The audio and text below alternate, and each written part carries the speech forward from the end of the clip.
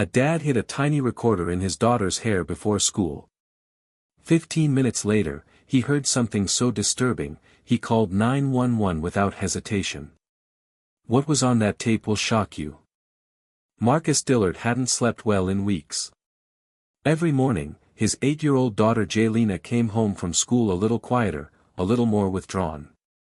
He'd see the faint scratches on her arms, the way she winced when someone touched her shoulder, the nervous glances she gave when he mentioned her classmates. But every time he asked what was wrong, she gave the same answer, a soft smile, a shrug, and the words, "I'm fine, Daddy." But Marcus knew his daughter. And this wasn't fine. He had raised Jaylena alone ever since his wife passed away from a sudden stroke when Jaylena was only 3. Since then, it had just been the two of them against the world. He worked double shifts as an industrial engineer in Baltimore, often coming home in the early mornings with tired eyes but always managing a smile for his daughter. She was his entire world. Lately, though, the world had been feeling less and less safe. One night, Marcus woke up from a nightmare, his heart pounding, sweat clinging to his back. In the dream, he heard his daughter's voice screaming from far away, her words muffled, like she was trapped behind walls he couldn't break. He sat on the edge of his bed, breathing hard, and stared into the darkness. That dream wasn't just a dream. It was a warning. The next morning, he walked into Jaylena's room and found her sitting on the bed, already dressed in her uniform. She smiled at him, sweet, trusting, but he could see the shadow behind her eyes. As he helped her fix her braids, an idea came to him, wild and desperate, but it clung to his gut like instinct. He reached into his work drawer and pulled out a tiny, voice-activated recording device, one he used for job site notes. It was barely the size of a dime.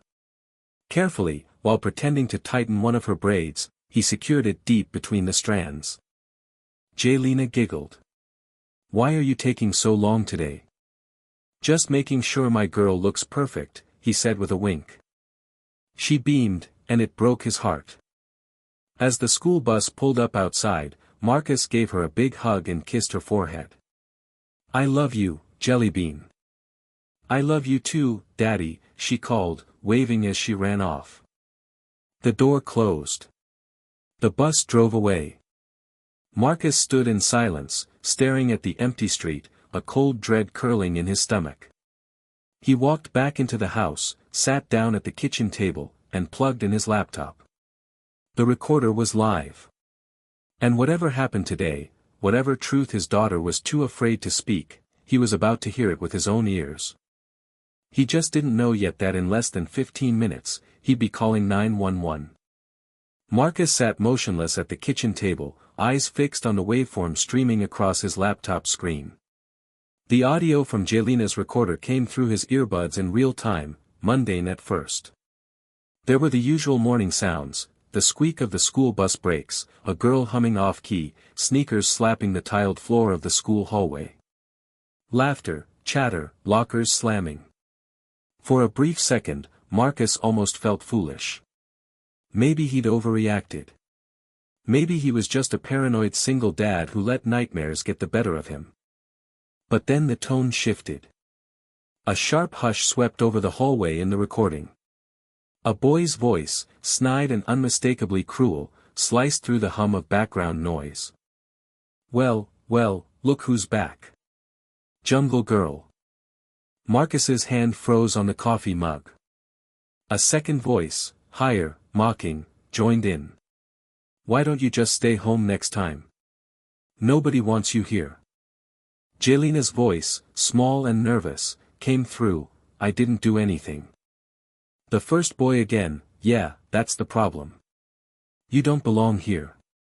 Then came the sound Marcus would never forget, a thud, like something heavy hitting the floor, followed by a sharp gasp. Jaylena's gasp. More movement. Footsteps. Scraping. A girl's voice, cold and commanding, "Grab her arms. Hurry up." Jaylena started to cry. "Stop, please, don't. Shut her in the closet again." Marcus shot to his feet, his chair crashing backward behind him. His heart hammered so loudly he could barely hear the rest. He fumbled for his phone, his fingers shaking uncontrollably. The audio continued, and he could still hear her, his daughter's frightened whimpers, the slamming of a door, muffled sobs. He was dialing before he even realized it, the phone already pressed to his ear. 911, what's your emergency? This is Marcus Dillard, he said, his voice cracking under the pressure. My daughter, she's at St. Emery Elementary School. She's being assaulted. Right now. Sir, are you on the scene? No, I'm at home. I put a recording device in her hair. I'm listening to it live. She's been locked in a closet. She's crying. Please send someone now. There was a pause on the line. The operator's voice returned, sharp and professional. Units are being dispatched immediately. Please remain on the line. Marcus didn't wait. He yanked the earbuds out, grabbed his car keys, and flew out the door. Tires squealed as he tore down the street. His mind raced with every possible image, Jaylina bruised, terrified, alone in the dark. All while teachers turned a blind eye. All while other kids laughed. 15 minutes. That's all it took. 15 minutes at school, and his baby girl was already crying behind a locked door.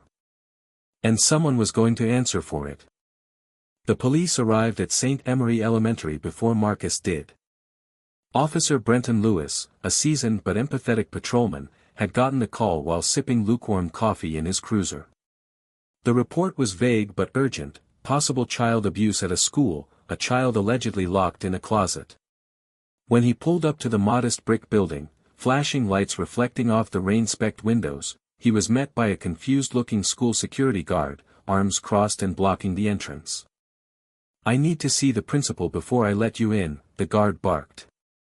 You'll move, Lewis replied coldly, flashing his badge, or I'll make this obstruction of justice. As Lewis pushed through the doors, the front office staff scrambled. Principal Elbridge, a tall, balding man with tired eyes and a cheap tie, came rushing out with forced concern on his face. What's going on, officer? He asked, already on the defensive. There must be some mistake. But he was cut off by the sound of the front doors slamming open again. Marcus stormed in, soaked in sweat, his eyes wild and locked on Elbridge. He held up the recording device in one clenched fist like a weapon. My daughter is locked in a closet somewhere in this damn school. Where is she? Elbridge raised his hands. Sir, please, let's not cause a scene. I'm sure there's been a misunderstanding. Marcus didn't hear him. He turned to Officer Lewis. The audio's still rolling. My daughter was dragged and locked in a closet. Her name is Jaylina Dillard. 8 years old. Room 203, I think. Near the gym. Lewis wasted no time. Where's the janitor's supply room near the gym? The principal hesitated. We have a storage closet behind the east wing hallway. Take me there. Now. The three men moved quickly through the halls. Teachers peeked out of their classrooms, confused, some whispering, some pretending not to notice. As they turned the corner toward the gym, Marcus's heart stopped. There, outside a small metal door, sat Jaylina's pink backpack. Tossed. Forgotten. One of the zippers was ripped. Without waiting, Officer Lewis pulled out a keyring he'd taken from the front office and unlocked the door. It creaked open. And there she was. Jaylina sat huddled in the far corner of the supply closet, behind a mop bucket and shelves of dusty cleaning supplies. Her knees were pulled up to her chest, her eyes red and puffy. Her tiny body shook, and the moment the light hit her face, she flinched. Baby, Marcus whispered, stepping inside. At first, she didn't react. She stared as if she couldn't believe it was real. Then she leapt into his arms with a broken sob. Daddy! You came. You came. He held her tighter than he ever had in his life. Her clothes were dirty, her cheeks swollen, and her voice raw from crying. Rage swelled in his chest, but so did relief. She was alive. Officer Lewis turned to Elbridge. You said you didn't know where she was? She must have hidden herself. Maybe she was playing. You're finished, Marcus growled, eyes burning holes through the man. You let this happen. You ignored the signs. My daughter could have been seriously hurt, or worse. The closet door still hung open behind them. And in that moment, Marcus knew, this wasn't just about his daughter anymore. This was about every child who'd ever cried in silence while adults looked away. And he wasn't going to let it be buried. Back at home, Marcus sat on the edge of his couch, staring blankly at the carpet as Jaylina slept upstairs, wrapped in her favorite blanket, finally safe. She hadn't said much since they left the school, just curled up in the car seat and held his hand the entire ride home. Occasionally, she'd whisper, "Don't let them put me back in that closet," and he'd squeeze her fingers and promise, "Never again."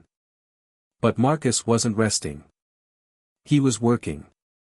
The audio file had been downloaded from the recorder and stored on 3 separate USB drives. He played it over and over again, listening to the cruel voices, the impact sounds, the way his daughter's voice cracked when she begged for mercy. He wrote down every second. Every voice. Every word. And then he wrote an email. It was addressed to every local news outlet he could find, the school district superintendent, Child Protective Services, and a civil rights legal foundation he'd found called Justice for Every Child. He attached the recording, along with a timeline of events and a detailed report of what had happened. He didn't beg. He didn't plead.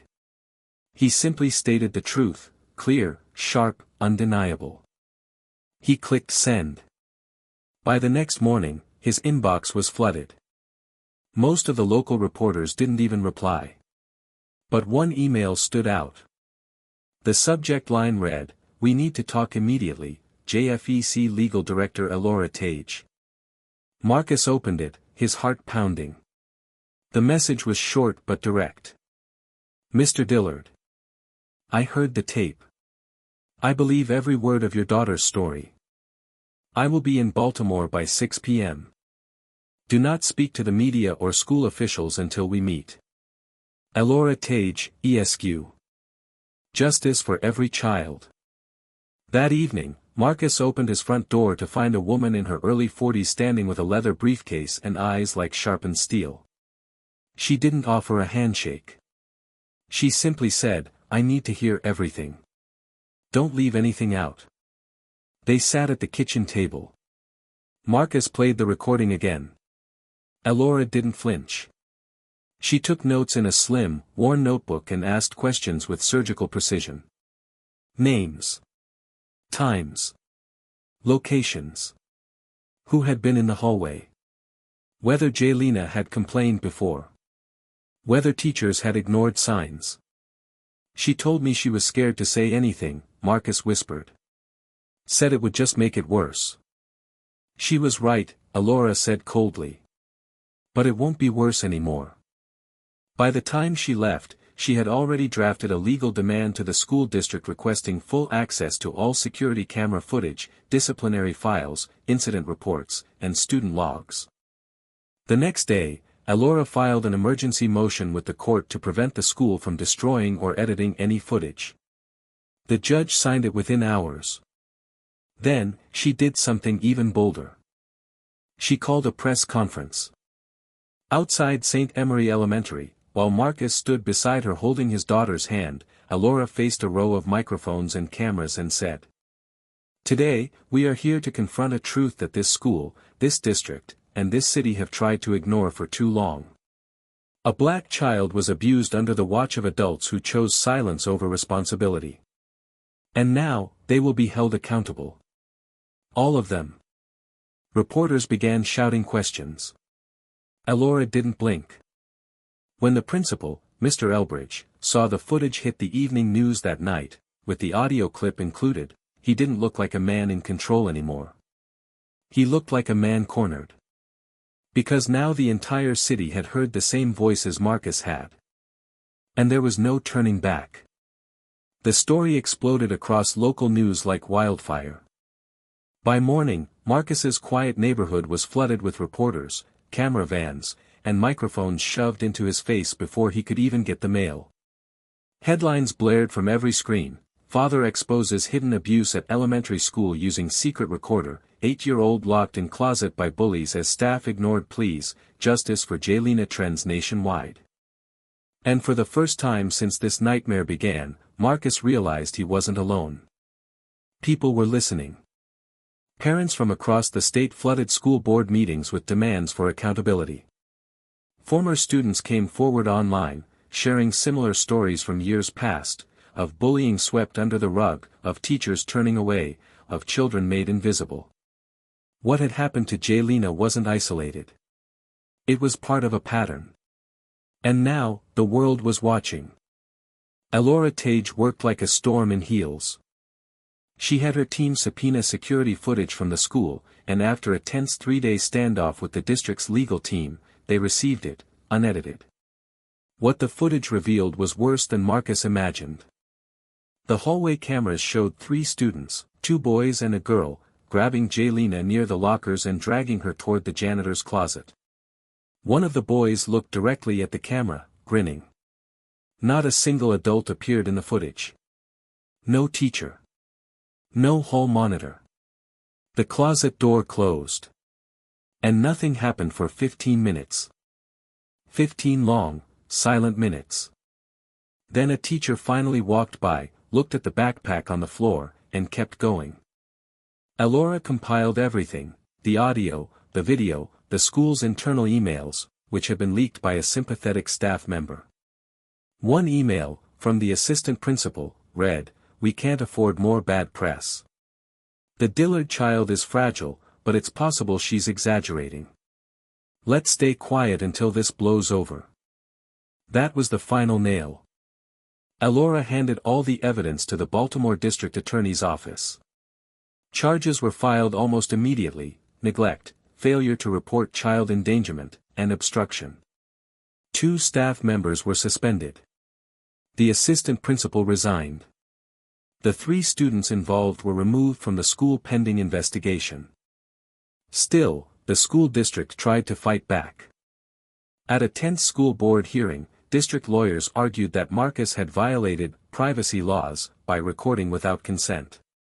Elora stood, unshaken, and responded. Jaylina Dillard had the right to be safe. Her father had the right to protect her when the system failed. And you all had the duty to act before it came to this. The room erupted in applause. And it didn't stop there. National outlets picked up the story: CNN, MSNBC, even the New York Times. Jaylina's photo was everywhere, always the same one, her smiling gently, her hair in tight braids, a little gap in her front teeth.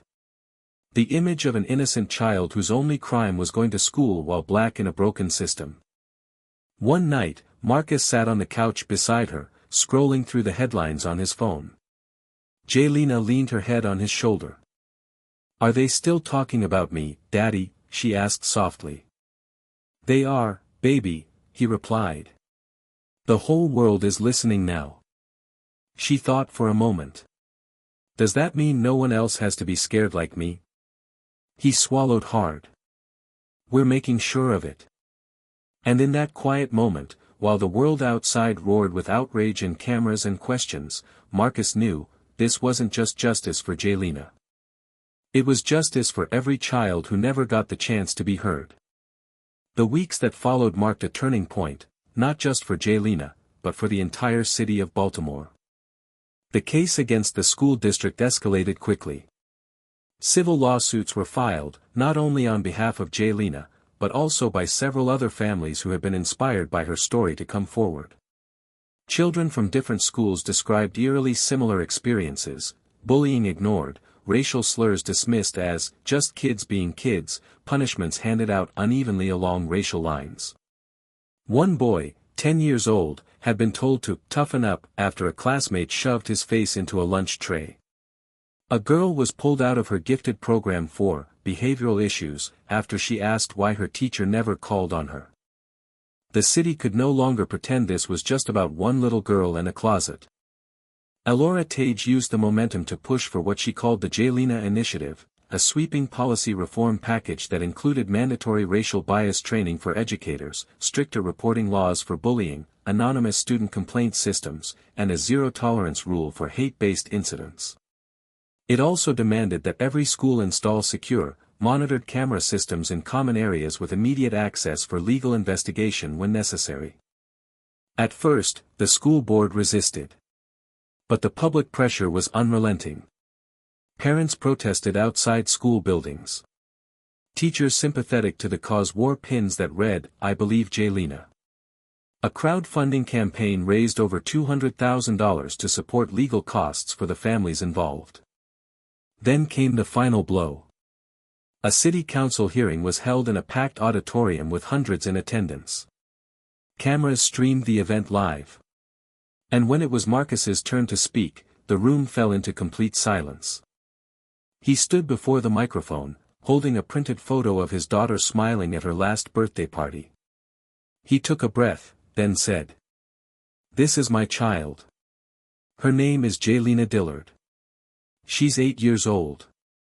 She likes butterflies, banana pancakes, and making up songs in the bathtub.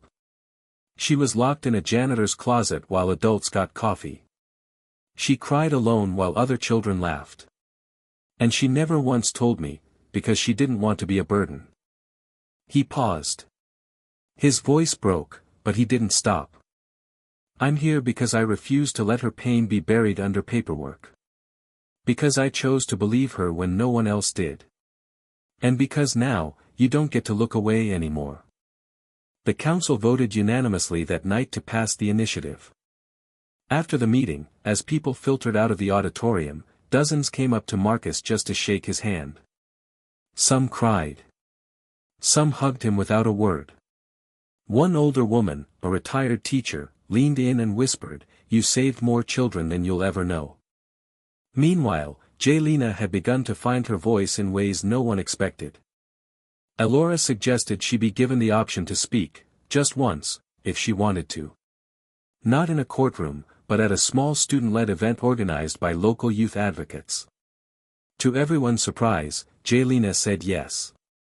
The evening of the event, she stood on a small stage in a community center, wearing a sky blue dress and holding a teddy bear in one hand.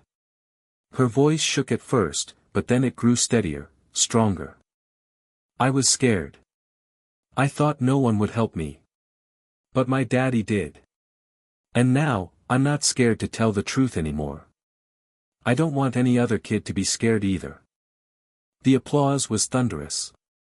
From that day forward, Jaylina wasn't just a victim. She was a voice. A symbol. A reminder of what could happen when silence was broken and truth was heard. And Marcus watched from the crowd, his heart fuller than it had ever been, knowing that his daughter had taken her first step toward healing, and brought a city with her. The months that followed felt like a new beginning, not just a healing period, but a transformation. Jaylina, once quiet and hesitant, began to bloom.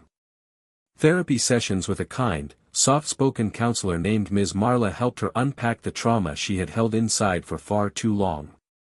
They used art and music to process feelings that were too complex for words. One day, she drew a picture of herself standing in the closet with her arms outstretched, and the door wide open. In the corner of the page, she had written, in shaky but bold letters, "I got out." She started to smile more. To dance again. To sing silly songs around the house like she used to. Marcus would often stop what he was doing just to watch her. There were still moments, nightmares, sudden silences, but they were fewer now. She was finding herself again. Meanwhile, the Voice of Jaylina program, started by Elora and a few other youth advocates, gained national attention. It began as a simple platform to help kids anonymously report abuse or bullying, but quickly evolved into a movement. Schools in other cities adopted the program. Students formed peer advocacy clubs. A scholarship was even created in Jelina's name for children who had experienced trauma but showed resilience in the face of injustice. Marcus found himself invited to speak at conferences and panels. He never sought the spotlight, but he realized how powerful his voice could be in a room full of school board officials or concerned parents. Each time, he told the same story, not to relive the pain, but to prevent it from repeating. One weekend, while traveling with Elora to a national education summit in Atlanta, he stepped onto a stage in front of over 1,000 people. He cleared his throat, glanced at a photo of Jelina he'd tucked into his coat pocket, and said, "Fathers shouldn't have to hide recorders in their daughters' hair. But I did. Because I didn't trust the world to protect her. Now, we're building a world where no father has to make that choice again." The crowd stood and applauded for nearly a full minute. Back at home, Marcus and Jelina kept their routine grounded. They had pancakes on Sundays. They went to the library every Tuesday. They had dance parties in the living room that turned into fits of giggles. Normalcy, something that had once felt so far away, now wrapped itself gently around their lives. Then, one day, a letter came in the mail. It was handwritten, neat and nervous. No return address. Marcus opened it, expecting more legal paperwork or news media nonsense. Instead, he read, "Dear Mr. Dillard. I'm sorry. I was one of the kids who made fun of your daughter. I didn't lock her in the closet, but I laughed when others did. I thought it was just a joke. Now I know it wasn't. I saw her on TV. She's braver than I'll ever be. I'm trying to be better. I just wanted to say sorry. For real. M." Marcus stared at the letter for a long time. Then he folded it and put it in his desk drawer, not to forget, but to remember. Change was happening. Slowly. Quietly. But it was real. Later that night, as Jelina brushed her teeth and got ready for bed, she peeked out of the bathroom and asked, "Daddy, are we still gonna go camping next month?" He smiled. "You bet we are. Just you, me, and the stars." She grinned, gave him a toothpastey thumbs up, and went back to humming a tune. The worst had passed. And the best was still ahead. Summer arrived with warmth, light, and a sense of peace Marcus hadn't felt in years. He and Jelina had planned their first real vacation together, just the two of them, away from courtrooms, microphones, and city noise. They packed up a borrowed camper van and drove through the rolling hills of Pennsylvania, eventually finding a quiet little campsite nestled beside a clear, blue lake surrounded by pine trees. No reporters. No news alerts. Just water, woods, and stars. Jelina ran barefoot across the grass, chasing butterflies with her arms stretched wide. Her laughter echoed through the trees like music. At night, they sat by the fire, roasting marshmallows and telling stories, some made up, some remembered. Marcus watched her with a kind of awe, the way you watch something precious that almost slipped through your fingers. She was different now. Stronger. Not untouched by what had happened, but shaped by it in a way that made her wiser, more empathetic. She asked questions about other kids, about the ones still afraid to speak. She wanted to write a book one day, so they know they're not alone. Marcus believed her. One evening, they laid out on a blanket beneath the open sky. The stars above looked close enough to touch. "Daddy?" Jelina asked softly. "Yeah, baby. Do you think those kids who hurt me are sorry now?" He thought for a moment. "I don't know if all of them are. But I think some of them will be. Especially after hearing your voice." She nodded slowly. "I hope they learn. I don't want anyone to hurt like that again." He looked over at her, 8 years old, but already carrying the heart of someone twice her age. "I'm proud of you," he said. "More than you'll ever know." She reached over and held his hand. "I'm proud of you too." They stayed like that for a long time, holding hands under the stars, the fire crackling in the background. When they returned home days later, there were letters waiting for them, some from teachers, others from parents, even a few from children who said they had found courage because of what Jaylina had gone through. One girl, only 10, wrote that she finally told her parents about the bullying she had endured for years. "I watched your daughter speak," the letter said, "and I wasn't afraid anymore." Marcus pinned it on the fridge. Later that fall, St. Emery Elementary, under new leadership, invited Marcus and Jaylina to attend the unveiling of a mural in the school's central hallway. It was a bright, colorful painting created by local artists and students. In the center stood a young black girl, her arms open, her face lifted toward the sky. Behind her, a door stood wide open, sunlight pouring through. At the base of the mural were the words, "Her voice opened the door." Jaylina stood in front of it, speechless. Her fingers brushed the painted edges of the girl's braids, then reached for Marcus's hand. They didn't need to say anything. Everything had changed. The pain had been real. The silence had been deafening. But now, the door was open, for good. This story is not just about one little girl or one terrible moment inside a school closet. It's about what happens when the people meant to protect children fail them, and what happens when one parent refuses to stay silent. Marcus's courage, Jaylina's resilience, and Elora's relentless pursuit of justice are reminders that real change begins with listening. With believing. With standing up, even when your voice shakes. Jaylina's story is heartbreaking, but it's also hopeful. Because she didn't just survive. She transformed her pain into purpose, her silence into strength. And in doing so, she opened a door for countless other children who had been trapped in fear. We often say, someone should do something.